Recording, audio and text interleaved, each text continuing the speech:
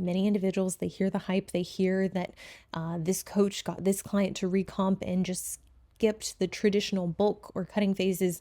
But for the majority, trying to do both at once likely will lead to mediocre outcomes. And I think there are specific people who I would strongly dissuade against recomping. Number one, people who are desperate for weight loss. If seeing that number on the scale is a major stressor, and generally you're just very uncomfortable in your body on account of your body fat percentage, you'd likely be better served by a structured caloric deficit to just steadily watch the pounds come off. And understanding that recomp, it's going to be slower, it's going to be subtle, and that might actually frustrate you and make you lose motivation, which ultimately is just going to turn this into this perpetuating cycle where now you go off track, you gain even more weight, and you continue to feel desperate to be at a lower body fat percentage. Number two, someone who is inconsistent with the gym.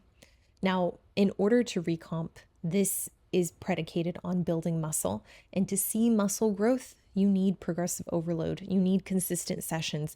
And if you travel frequently and maybe this inherently is causing you to skip workouts or have really bad workouts or really like passive workouts, or maybe you don't travel and you just never stick to your plan for more than a couple weeks, I would forget about the synergy that is needed for recomp, because a big part of that is based on your ability to build. And in this kind of individual, you just won't have enough training stimulus to actually get that muscle accrual. And you'll see neither clear fat loss or muscular development, which is exactly why I think it's really important to be clear and dedicated to that phase and what that phase entails. Number three, hormonally, there is imbalance, there is dysregulations. If your hormones are out of whack, low sex hormones, thyroid issues, high cortisol, your body could actually struggle to shed fat and to build muscle simultaneously.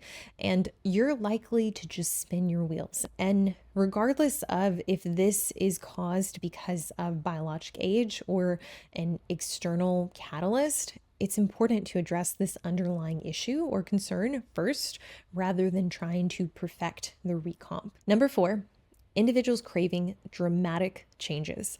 Now, some people, they want to lose a large amount of fat or gain a significant amount of muscle. Now, if you are going for big, definitive changes like a transformation, and this can be dropping 20 plus pounds or adding 10 pounds of serious mass, I think having structured phases is going to be much more straightforward. And a structured fat loss phase, I do recommend aiming anywhere from 0.8% to 1.5% rate of change per week. Now, in terms of a build, we know that there is likely going to be some fat accrual if you're in a surplus, which a lot of people tend to assume that you need to be in as aggressive of a surplus as you do a deficit to make the same kind of progress. And the reality is, if we're building, we just need a slight surplus. We just need enough fuel to ensure that we're not teetering into a deficit.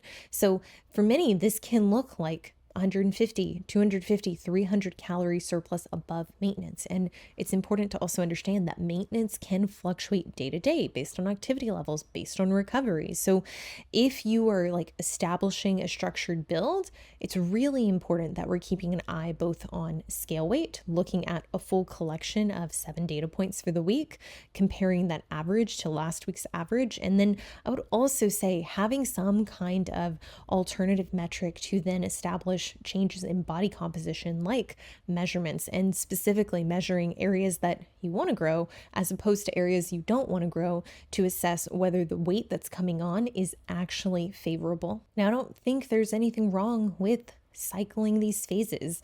There absolutely is a point at the end of a build where body fat and continuing to escalate it up is no longer productive. And I would say largely this is going to be dependent on the individual's composition and the rate at which they're gaining and whether or not they have a high propensity to lose body fat or store it. Now, when we're assessing how deep you should get into a cut, There are absolutely body fat percentages that are no longer productive. And we should really consider this relative to what the post diet period is going to be like.